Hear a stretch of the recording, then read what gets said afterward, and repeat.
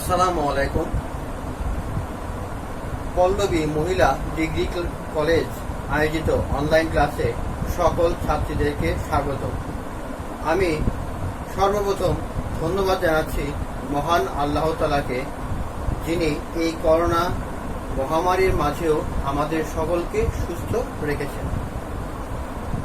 আমি আরও ধন্যবাদ জানাচ্ছি আমাদের অধ্যক্ষ মহোদয়, উপাধ্যক্ষ মহোদয় এবং অনলাইন ক্লাসের সাথে সংশ্লিষ্ট সকল শিক্ষক মণ্ডলী ও ছাত্রছাত্রী ও ছাত্রীবৃন্দ, সবাইকে আমার অনলাইন ক্লাসে স্বাগত। আজকে আমি শেয়ারের সূত্রসমূহ, যেটা তোমাদের জাতীয় বিশ্ববিদ্যালয়ে 4 মার্ক এবং 10 মার্কের যে অঙ্কগুলো আছে, সেই অঙ্কগুলো আজকে আমি তোমাদেরকে দেখাই দিব আজকের আমার এই ক্লাসে। তো সবাইকে শুভেচ্ছা জানিয়ে আমার আজকের ক্লাস আমি শুরু করছি। আমার প্রথমে আজকে আমরা শিখব শেয়ারের সূত্র। এই শেয়ারের সূত্র সম্পর্কে জানবো এবং এর অঙ্কগুলো আজকে আমি তোমাদেরকে করে দেব। এখান থেকে 4 মার্ক এবং 10 মার্ক তোমাদের জাতীয় বিশ্ববিদ্যালয়ে অবশ্যই আসবে। তোমরা এই অঙ্কগুলো খুবই সহজ, বাসায় বসে অবশ্যই চেষ্টা করবা এবং না পারলে আমাকে ইনবক্স করবা অথবা ফেসবুক গ্রুপে, যেখানে আমি আমার এই ভিডিওটা আপলোড দিব, সেখানে তোমরা মেসেজ বা কমেন্ট বক্সে কমেন্ট করেও আমাকে জানাতে পারো। তো প্রথমে আমরা শেয়ারের সূত্রসমূহ দেখি। আমি তোমাদেরকে সুবিধার্থে কতগুলো সূত্র লিখে দিয়েছি। আমরা এই সূত্রগুলোর অঙ্কগুলো প্রত্যেকটা করব এবং প্রত্যাশিত উপার্জন হারও আছে, সেটাও আমি তোমাদের কয়েকটা অঙ্ক দেখিয়ে দেব। তাহলে আমি প্রথমে বুঝাই। প্রথমে দেওয়া আছে 1 নম্বর, একটু লক্ষ্য রাখো, এককালীন শেয়ারের মূল্য, অর্থাৎ যখন আমার শেয়ারের মূল্য 1 বছরের ভিতরেই হবে বা আমি সম্পূর্ণ মূল্য একেবারেই পরিশোধ করেছি, অর্থাৎ বাজার মূল্য, ইস্যুকৃত মূল্য, লভ্যাংশের হার, লাভের পরিমাণ দেওয়া যখন থাকবে, তখন আমরা এই 1 নম্বর সূত্রটা ব্যবহার করব। 1 নম্বর সূত্রটি দেওয়া আছে পিও সমান সমান, অর্থাৎ market price per share D1 plus P1 divided by 1 plus KE, অর্থাৎ D1 এ হলো ডিভিডেন্ড পার শেয়ার, P1 হলো এক্সপেক্টেড মার্কেট প্রাইস, আর হলো KE হলো রিকোয়ার্ড রেট অফ রিটার্ন বা এক্সপেক্টেড রেট অফ রিটার্ন, যেটাই বলো তোমরা, যেটাই অঙ্কে দেওয়া থাকবে সেটাই হলো KE। তাহলে 1 নাম্বার সূত্রটা আমি সহজেই বুঝতে পারলাম।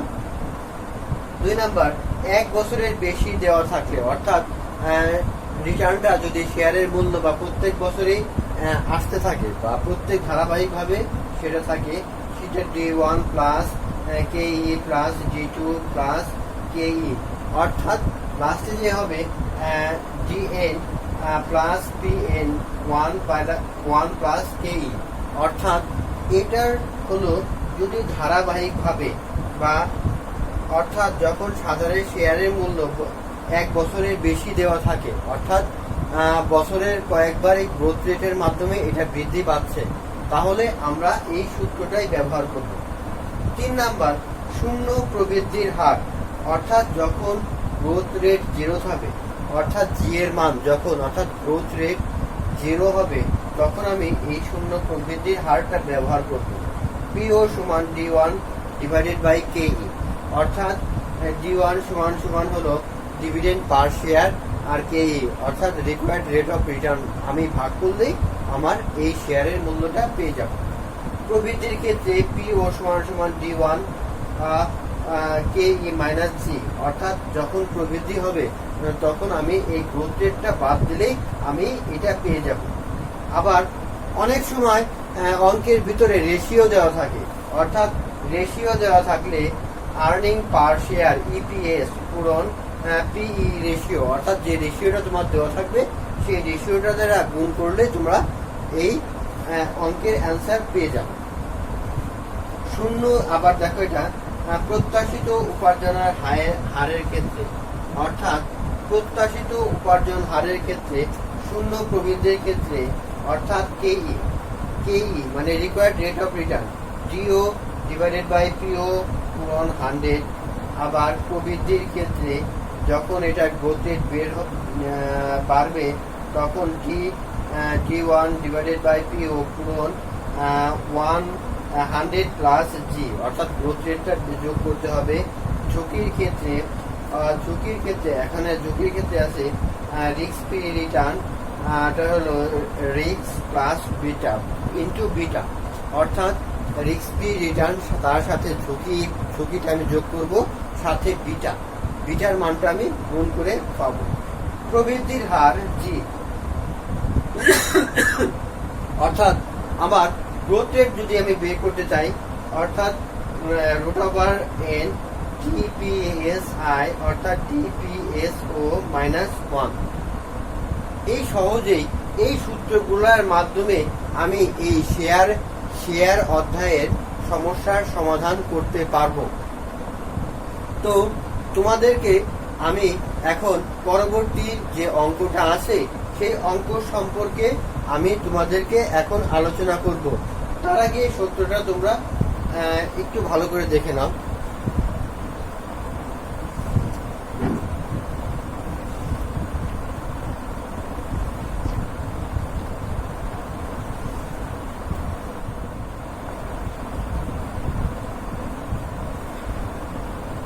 এখন তোমাদের সূত্রের 1 নম্বর যে অঙ্কটা আছে সেই অঙ্কটা নিয়ে আমি এখন আলোচনা করব।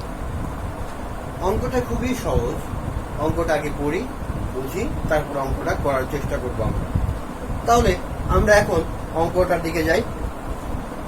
দেখো, মার্কেট প্রাইস পার শেয়ার আছে 2500 টাকা, ডিভিডেন্ড পার শেয়ার আছে 120 টাকা, রিকোয়ার্ড রেট অফ রিটার্ন আছে 15%। অর্থাৎ এখানে রিকোয়ার্ড অর্থাৎ এখন চাচ্ছে হলো ভ্যালু অফ শেয়ার, মানে শেয়ারের মূল্যটা, আর এটা আছে could you buy the share for 2000 টাকা, অর্থাৎ তুমি কি 2000 টাকা দিয়ে শেয়ারটা ক্রয় করতে চাও কিনা, এটা অর্থাৎ শেয়ারের মূল্যটা বের করতে হবে এবং তুমি 2000 টাকা দিয়ে এই শেয়ারটা কিনতে চাও কিনা, এটার অ্যান্সার দিতে হবে। তাহলে খুব সহজেই একটা সুন্দর কোশ্চেন আমরা পেয়ে গেলাম। অর্থাৎ value of the share, could you buy the share for 2000, অর্থাৎ তুমি 2000 টাকা দিয়ে শেয়ারটা ক্রয় করতে বা চাও কিনা, বা তোমার জন্য লাভজনক হবে কিনা, এই দুইটা কোশ্চেনের অ্যান্সার আমরা এখন বের করব। এই দুইটা কোশ্চেনের অ্যান্সার বের করতে হলে তখন আমরা জানি যে we know that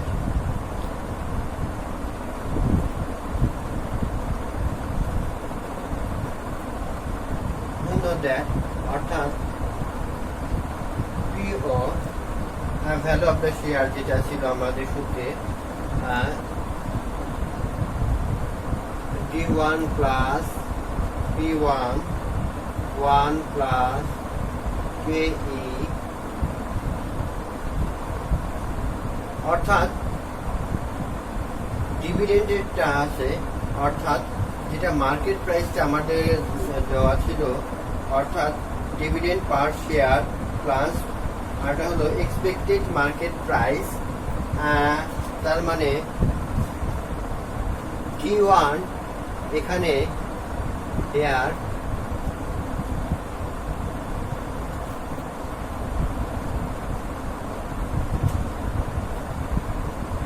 D1 সমান সমান দেওয়া আছে 120 120 টাকা, আর হলো P1 সমান সমান 202500 টাকা, আর রিকোয়ার্ড রিটার্ন অর্থাৎ KE সমান সমান কত দেওয়া আছে 15%। আমরা 15%কে এভাবে লিখতে পারি, তোমরা জানো এটা।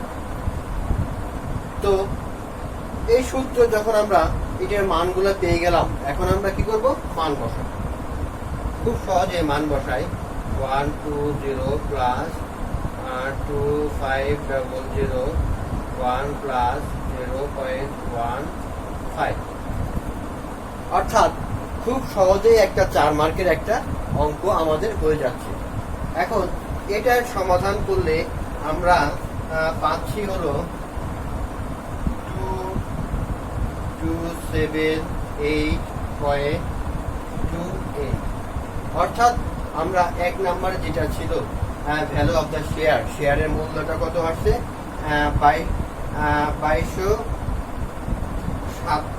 2278.28 টাকা। এখন আমরা 2 নাম্বারটা বের করার চেষ্টা করব।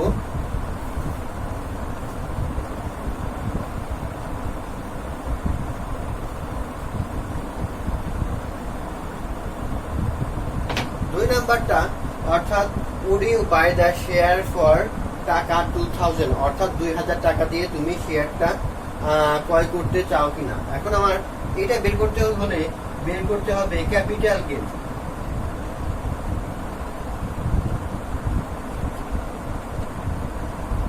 ক্যাপিটাল গেইন অর্থাৎ আগের যে শেয়ারের মূল্যটা ছিল কত, এই দেখো এখানে লেখা আছে 2278.28 মাইনাস, দেখো এখানে কত বলা আছে 2000 টাকা, অর্থাৎ 2000 টাকা দিয়ে আমি এটা কিনতে চাই কিনা, তার মানে এখানে আমাকে 2000 দিতে হবে। তাহলে আমার এখানে আসবে 278.28 টাকা, অর্থাৎ যেহেতু এটা পজিটিভ আছে তাহলে অবশ্যই আমি 2000 টাকা দিয়ে এই শেয়ারটা ক্রয় করতে চাইব। এই সামান্য একটা অঙ্ক দেখছো কত সহজ একটা অঙ্ক। এটা তোমাদের বেশিরভাগ ক্ষেত্রে 4 মার্কেরও আসতে পারে, আবার আরেকটার সাথে অঙ্ক দিয়ে আরেকটা বা এখানে পয়েন্ট বাড়িয়ে 10 মার্কেরও আসতে পারে। তাহলে খুব সহজে তোমরা অঙ্কটা বুঝতে পারলা। আমি এখন পরবর্তী অঙ্কটা নিয়ে আলোচনা করব।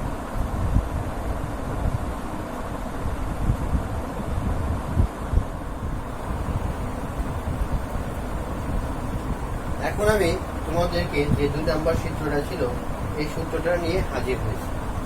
এই অঙ্কটা করতে গেলে আমাদেরকে কিছু কিছু ওয়ার্কিং বা কিছু কিছু কাজ আগে থেকে করে নিতে হবে বা কিছু কিছু মান আমাদেরকে বের করে নিতে হবে। এই অঙ্কটা খুবই গুরুত্বপূর্ণ, কারণ এই অঙ্কটা তোমাদের বেশিরভাগ ক্ষেত্রেই 10 মার্কের আসবে অথবা 4 মার্কের আসতে পারে। এই অঙ্কটা তোমাদের এই অধ্যায়ে সবচেয়ে গুরুত্বপূর্ণ একটা অঙ্ক। তো প্রথমে আমার কিছু মান বের করে নিতে হবে।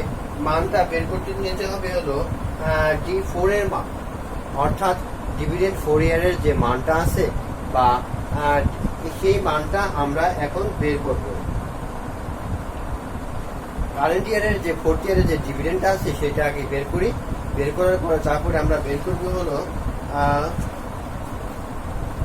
P1 এর মান, P4 এর মান, P4 এর মান এবং D4 এর মান দুইটা আগে বের করে নেব। তো প্রথমে আছে ওয়ার্কিং 1, অর্থাৎ D4 এর মানটা বের করব 1 থেকে 4 পর্যন্ত। এটা খুবই গুরুত্বপূর্ণ একটা অঙ্ক। তাহলে ওয়ার্কিং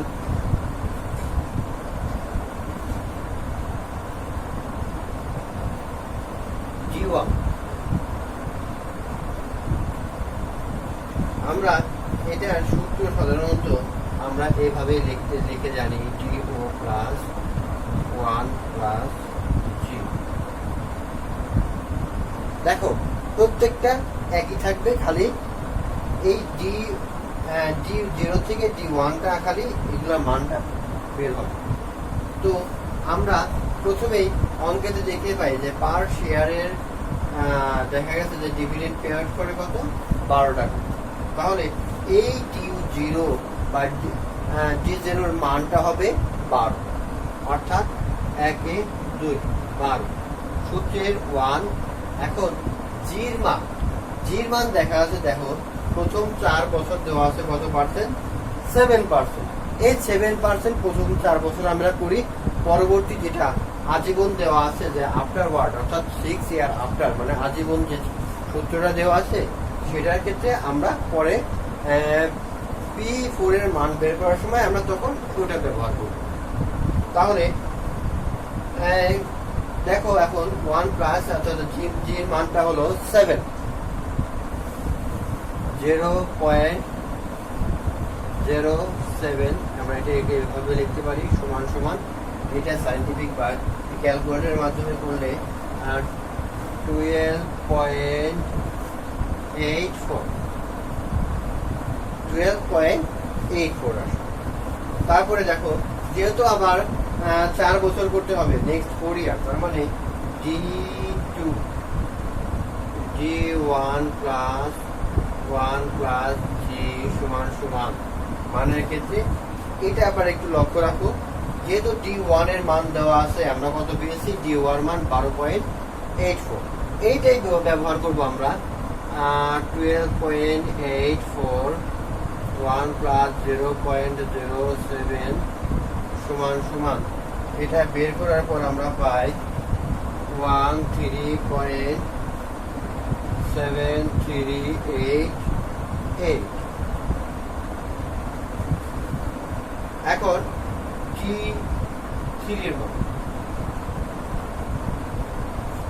G2 সমান সমান 1 প্লাস G বা ভোল্টেজ যেটা আছে 13.7388 1 প্লাস 0.07 সমান সমান। এখন আমরা এটা বের করতে পারি, এটা ইজিলি বায়ো ক্যালকুলেটরের মাধ্যমে বের করা যায়। 14.70 G4 D2 D3 plus 1 plus G সমান সমান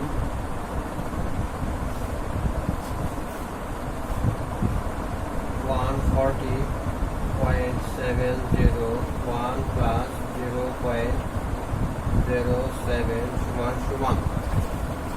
G4 এর মানটা এখন ইজিভাবেই আমরা পেয়ে যাচ্ছি, অর্থাৎ 50.73%। তাহলে খুব সহজেই আমরা D4 এর মানটা পেয়ে গেলাম। এখন ওয়ার্কিং 1 শেষ হয়ে গেলাম, আরেকটা আছে P4 এর মান বের করতে হবে। P4 এর মানটা বের করার নিয়মটা আমরা সহজেই জানি, যে সূত্রটা আগে ব্যবহার করব এবং মান বসাবো। ওয়ার্কিং 2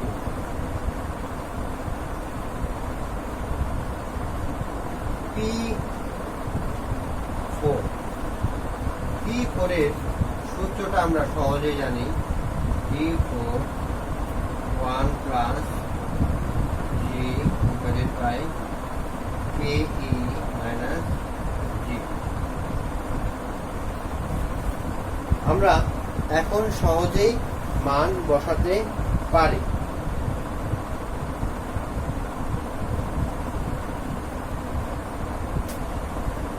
যেহেতু আমাদের এটা হবে 4 বছরের পরে, 4 বছরের পরে যেখানে দেওয়া আছে over the next year 4th ইয়ার পর্যন্ত আছে 7%, এবং আফটারওয়ার্ড বা পরবর্তীতে সব আসবে কত, 6%। তাহলে আমরা এটার সূত্র আমরা এইভাবে ব্যবহার করতে পারি, 115.73 1 প্লাস 0.06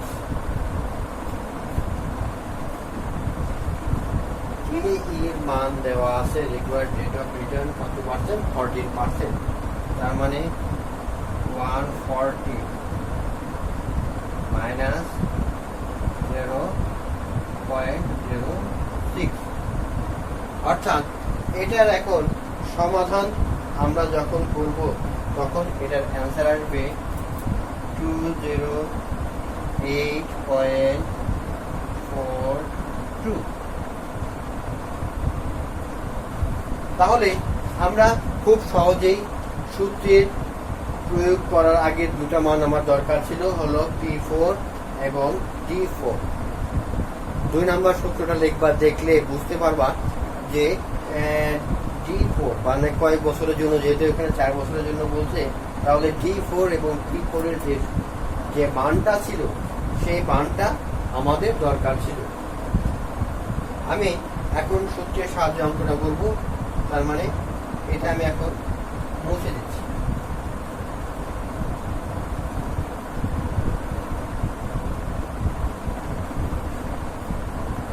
এই মানটা হলো আমার D4 আর এটা হলো P4 এর মান। যেহেতু আমরা মানটা পেয়ে গেছি, তার মানে আমরা এখন লিখতে পারি PO, অর্থাৎ যে প্রাইস অফ শেয়ার, মানে শেয়ারের মূল্যটা। তাহলে আমরা সূত্র 2 নাম্বারটা পুরোটাই দেখি। এখন দেখো D1 plus 1 plus 1 plus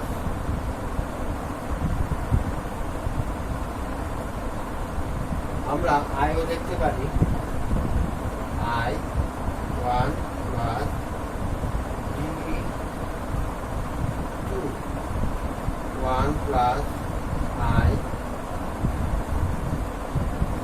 divided by 2 plus D3 1 plus I divided by 3, তারপরে আছে হলো D4 into P4 1 plus I। খুব সহজেই আমরা এই সূত্রটা লিখে ফেললাম। এখন আমরা কি করব, এগুলার মান বসাবো। D1 এর মানটা আমরা প্রথম বছরে পেয়েছিলাম, মনে আছে? প্রথম বছরে আমরা পেয়েছিলাম 12.84, নিচে 1 প্লাস 0.14। এটা আমরা আই অথবা কে ইউ লিখতে পারি।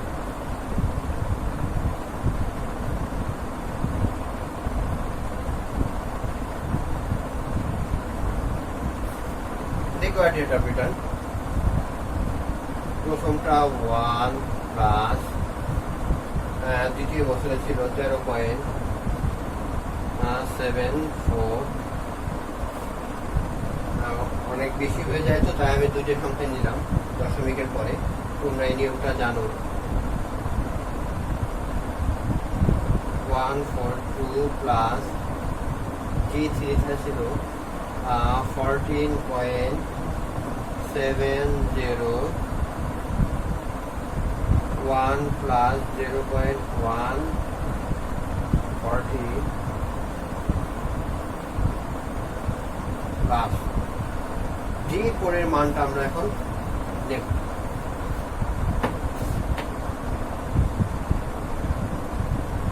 D4 এর মানটা দেওয়া ছিল 15.73।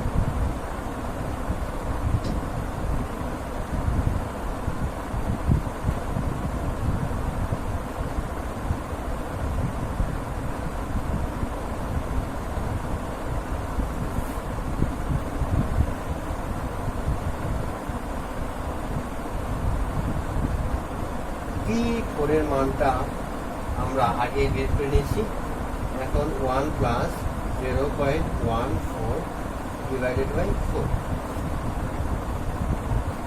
আমরা খুব সহজেই মান বসিয়ে নিলাম। D1, D2, D3 যে মানগুলো আমরা ওয়ার্কিং 1-এ বের করেছিলাম, সেই মানগুলাই আমরা এখন বসালাম। তারপরে P4 এর যে মানটা আমরা বের করেছিলাম 208.48, সেটা আমরা বসিয়ে নিলাম। এখন আমরা সায়েন্টিফিক ক্যালকুলেটরের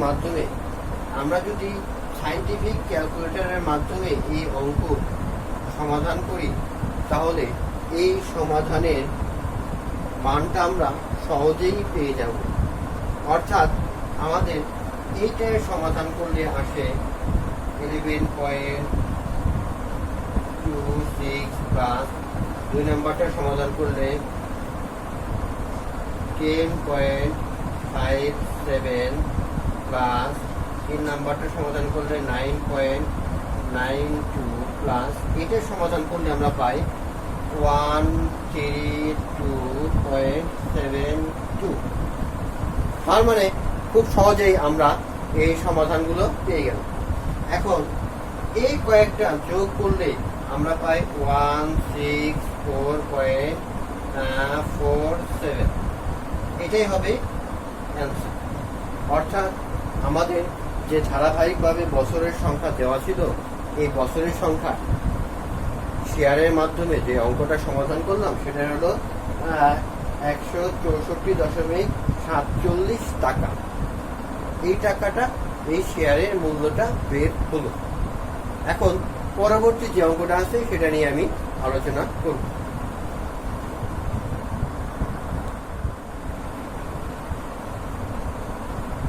এখন আমি হাজির হয়েছি তোমাদের 3 নম্বর সূত্রের অঙ্ক। আগে অঙ্কটা বুঝার পর তোমরা এই অঙ্কটা করবে।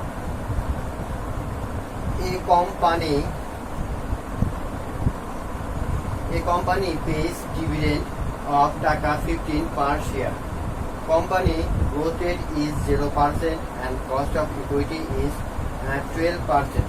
What is the present value of share? অর্থাৎ শেয়ারটার বর্তমান মূল্যটা আমরা বের করব। এটা হলো শূন্য প্রবৃদ্ধির যে অঙ্কটা তোমাদের ছিল, এই অঙ্কটা তোমাদের 4 মার্কের জন্য আসতে পারে। তাই আমি এই শূন্য প্রবৃদ্ধির যে অঙ্কটা, সেই অঙ্কটা আমি এখন তোমাদের করে দিচ্ছি। দেখো, আমরা জানি যে, তাহলে আমরা আগে সূত্রটা লিখি। We know that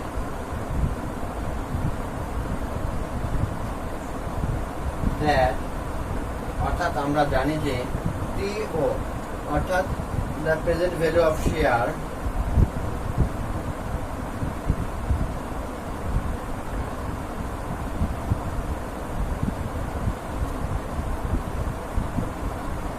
অর্থাৎ PO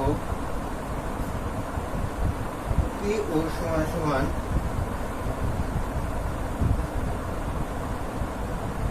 D1 সমান সমান KE।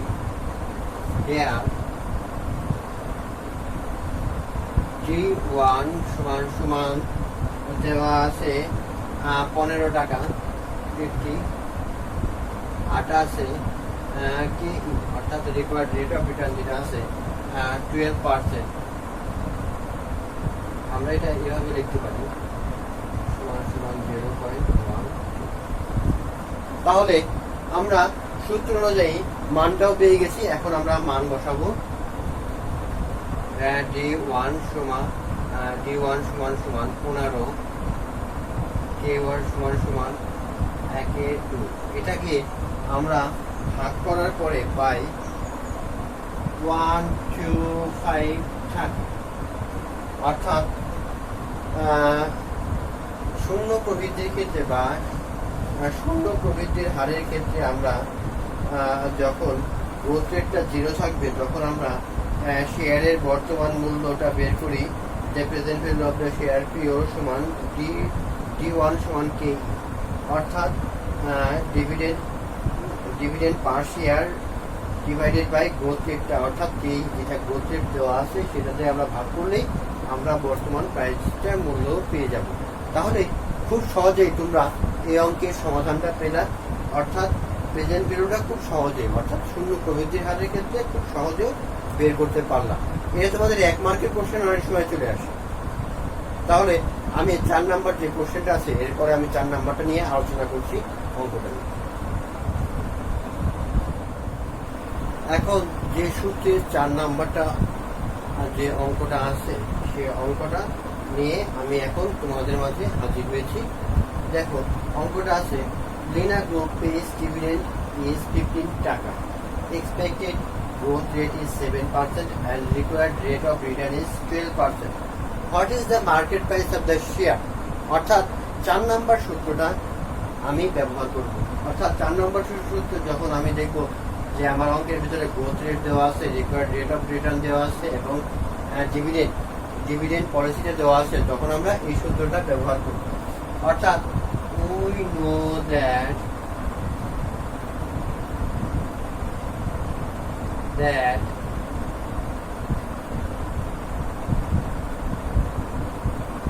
we know that আমরা জানি যে মার্কেট প্রাইস অফ শেয়ার অর্থাৎ PO সমান সমান D1 KE minus G। এই সূত্রের মাধ্যমেই আমি তোমাদেরকে এই সমস্যার সমাধান করে দেব। অর্থাৎ এর G1 সমান সমান অর্থাৎ ডিভিডেন্ড যেটা আছে সেটা দেওয়া আছে 15 টাকা, KE অর্থাৎ রিকোয়ার্ড রেট অফ রিটার্ন দেওয়া আছে দেখো 12%, আর আছে জি অর্থাৎ গ্রোথ রেট দেওয়া আছে 7%। তাহলে খুব সুন্দর সহজ ভাবে আমরা এখন এটা পেলাম। আমরা এখন এটার খালি মান বসাবো।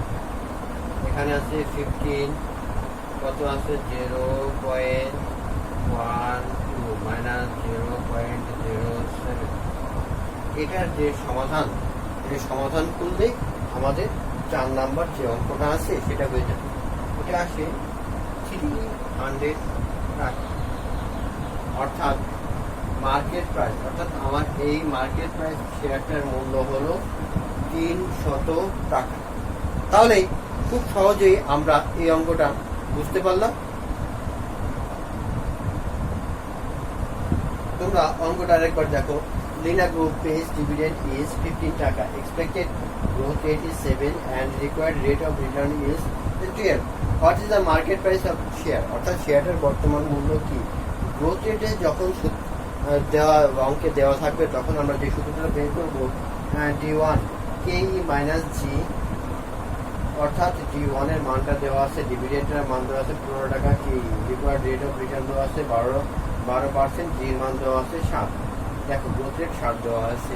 তাহলে এই সূত্রের মাধ্যমে আমরা খুব সহজেই অঙ্কটা করতে পারলাম। সুপ্রিয় শিক্ষার্থী বৃন্দ, যারা আমার প্রাণপ্রিয় ছাত্রছাত্রী বৃন্দ, এই মহামারীর সময় তোমরা অবশ্যই ঘরে থাকবা, তোমরা বাসায় নিয়মিত পড়াশোনা করবা। নিয়মিত পড়াশোনার কোনো বিকল্প নেই। আমার যারা ছাত্রছাত্রী আছে তাদেরকে অশেষ ধন্যবাদ। আমি সর্বশেষে মহান আল্লাহ তাআলাকে অশেষ ধন্যবাদ জানাচ্ছি, কারণ তিনি আমাদের সুস্থ রেখেছেন। আমি আরো ধন্যবাদ জানাচ্ছি আমাদের অধ্যক্ষ, উপাধ্যক্ষ এবং অনলাইন ক্লাসের সাথে সংশ্লিষ্ট সকল শিক্ষক মণ্ডলী। তো সবাইকে শুভেচ্ছা জানিয়ে আমি আমার আজকের মতো এখানেই শেষ করছি। পরবর্তী ক্লাসে তোমাদের বাকি যে অঙ্কগুলো ছিল সেগুলো আমি করে দেখাবো। তো তোমাদেরকে অশেষ ধন্যবাদ। সবাই ভালো থেকো, সুস্থ থেকো। আল্লাহ হাফেজ।